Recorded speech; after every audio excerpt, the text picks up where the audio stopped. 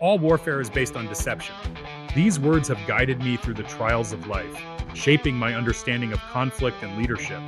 I am Sun Tzu, born in the ancient state of Qi during a time when kingdoms waged endless wars for dominance. From a young age, I was fascinated by the strategies and tactics that determined the outcomes of battles. I observed that wars were not won solely by strength but by wisdom and cunning. My studies led me to develop principles about warfare and strategy.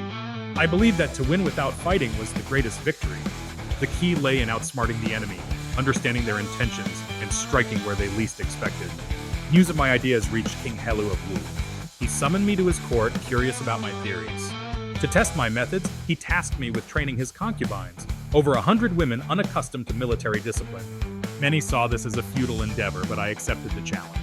I divided the women into two groups, appointing the king's favorite concubines as leaders. I explained the commands clearly. When I say front, face forward. When I say left, turn left, and so on. However, when I issued the first command, they burst into laughter. I knew then that without strict discipline, success was impossible. I addressed them sternly, reiterating the importance of following orders. When they laughed again, I saw that decisive action was necessary. I ordered the execution of the two leaders, despite them being the king's favorites. This decision weighed heavily on me, but I was convinced that an army without discipline could not prevail. After the executions, the concubines obeyed every command flawlessly. The king was understandably displeased about losing his favorites, but acknowledged the effectiveness of my methods. He appointed me as the general of his armies. As general, I applied my strategies in battles against the state of Chu. Through careful planning, espionage, and strategic alliances, we achieved victories that expanded the kingdom's influence. I always emphasized knowing the enemy and oneself, asserting that this knowledge would lead to success in countless battles. During these campaigns, I reflected on the nature of war. I saw the suffering it caused and believed that the true goal of warfare should be peace. I wrote down my insights in a treatise called The Art of War.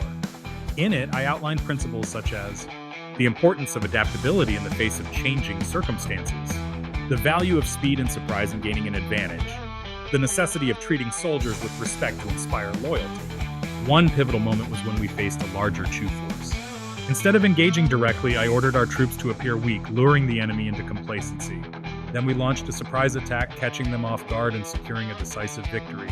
This reinforced my belief that strategy could overcome brute force. Eventually, weary of warfare, I chose to retire from my duties. I sought solitude, believing that I had fulfilled my role. I wanted to leave behind a legacy of wisdom that could guide future generations. In my seclusion, I pondered the impact of my teachings. I hoped that leaders would use my strategies not to perpetuate war, but to maintain peace and stability. I believed that understanding conflict was essential to preventing it. Looking back on my life, I realized that every decision, no matter how difficult, was made with the intention of bringing order to chaos.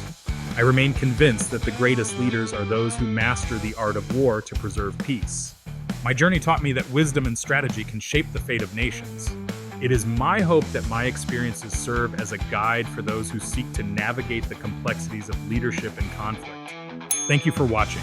If my story moved you, like and subscribe. It's the best way to support the channel. See you in the next story.